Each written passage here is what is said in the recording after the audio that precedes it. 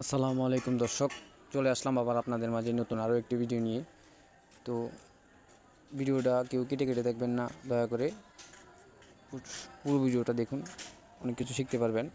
তো দেখতে পাচ্ছেন আমার শখের একটা মুরগি বাজার থেকে আমি কিনে নিয়ে আসছি শখ কইরা।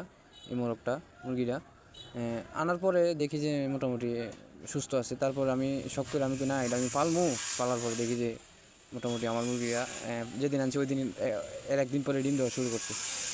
তো আপনারাও চাইলে এরকম একটি মুরগি পালন করে দেখতে পারেন। আসলে আমি মুরগিটা 2 কেজি মুরগি কিনছিলাম আর কি। এখানে এই মুরগিটা 2 কেজি ওজনের। এর থেকে ছোটো মুরগিও, লেয়ার মুরগি ডিম দেয়। তো আপনারা চাইলে এরকম ছোটো মুরগি, এর থেকে ছোটো মুরগিও কিনতে পারেন, তাও ডিম দিবে। তো আপনারা এর সাথে সাথে আপনারা ওই যে ঘরের ডিমের চাহিদাটা পূরণ করতে পারবেন। তো আপনাদের এইসব মুরগি কিনলে হবে না, আপনারা এই ধরনের মুরগিগুলোকে আপনার সেবা যত্ন করতে হবে, না হলে কিন্তু এই মুরগিগুলো মারা যাওয়ার সংখ্যা থাকে বেশি। আর যেহেতু এখন গরমকাল, তাহলে আপনার এই মুরগিগুলো আরও একটু বেশি সেবা যত্ন করতে হবে, না হলে আপনার মুরগিগুলো গরমে এসব ধরনের মুরগি গরমে স্টক করার সম্ভাবনা থাকে। তো দেখতে পাচ্ছেন আমার একটা ফার্ম, ছোটো ফার্মের মতো। এই ফার্মটা আমি তাও শখ করে বানিয়েছিলাম। আমি চাইছিলাম আর কি এরকম লেয়ার মুরগির বাচ্চা পালন করতে পারি কিনা। তো দেখুন দর্শক, আমি শখ করে একটা মুরগি আনছি। তো আশা করি আরও একটা মুরগি আমি আনবো, আমার ঘরের ন্যূনতম চাহিদাটা পূরণ হয়।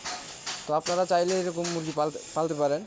তারপর এইসব মুরগির আপনার খাওয়া দাওয়া ব্যাপারটা আসলে দেখার বিষয়। এই মুরগি আপনার খাবারটা একটু বেশি খায়, তো আপনারা পিট খাওয়ালে মনে করেন সবসময় ডিম পারবে, একদিনও ডিম পাড়া বন্ধ হবে না।